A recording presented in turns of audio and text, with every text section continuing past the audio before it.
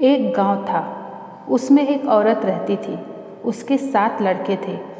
एक दिन उन 7 भाइयों ने माँ से कहा कि माँ, अब हम बड़े हो गए हैं और कोई काम करना चाहते हैं।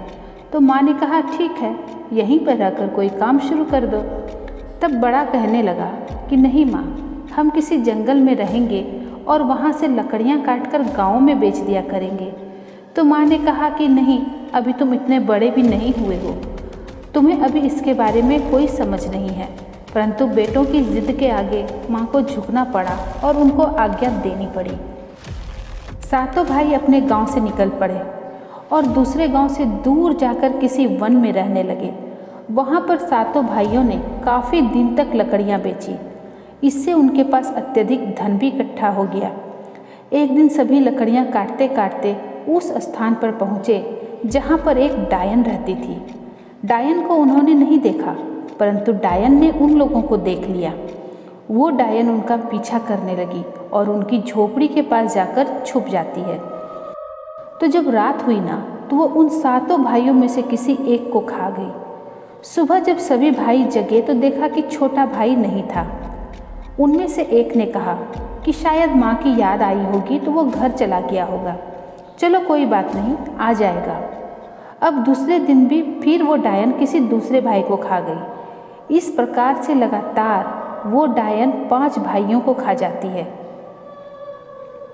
अब तक तो सभी ने यही सोचा था कि उन्हें माँ की याद आई होगी और वो माँ से मिलने चले गए होंगे। अब 2 भाई बच गए और दोनों भाइयों ने आपस में बातें की कि अब हम दोनों एक दूसरे के पैरों में रस्सी बांधकर सोएंगे। यदि तुम जाओगे तो मुझे पता चल जाएगा और मैं जाऊंगा तो तुम्हें पता चल जाएगा। इस प्रकार से ऐसा कहकर दोनों सो गए। जब आधी रात हुई और वो डायन आई और एक भाई को उठाकर जैसे ही वो खाने वाली थी तो दूसरे भाई की नींद खुल गई। तो जब उसने देखा कि कोई एक भयानक रूप वाली डायन उसके भाई को उठाकर उसे खाने वाली है, तो उसने फटाक से अपने बगल में रखी हुई कुल्हाड़ी को उठाया और उसने उस डायन के टुकड़े कर दिए। इस प्रकार से उस भाई ने अपने दूसरे भाई की जान बचाई और उस डायन का खात्मा कर दिया। दोनों भाई उसी दिन उस जंगल को छोड़कर अपने घर वापस आ गए और माँ को सारा हाल कह सुनाया। माँ को बहुत दुख हुआ और वो बहुत रोने भी लगी।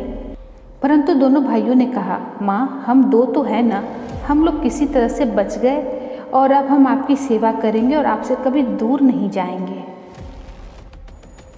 दोस्तों, ये कहानी आपको कैसी लगी? अगर कहानी पसंद आई है तो लाइक और शेयर ज़रूर करें। और हाँ, अगर और भी आगे आप इस तरह से हॉरर स्टोरी सुनना चाहते हैं तो मेरे चैनल को सब्सक्राइब करना बिल्कुल ना भूलें। मिलते हैं अगली हॉरर कहानी के साथ।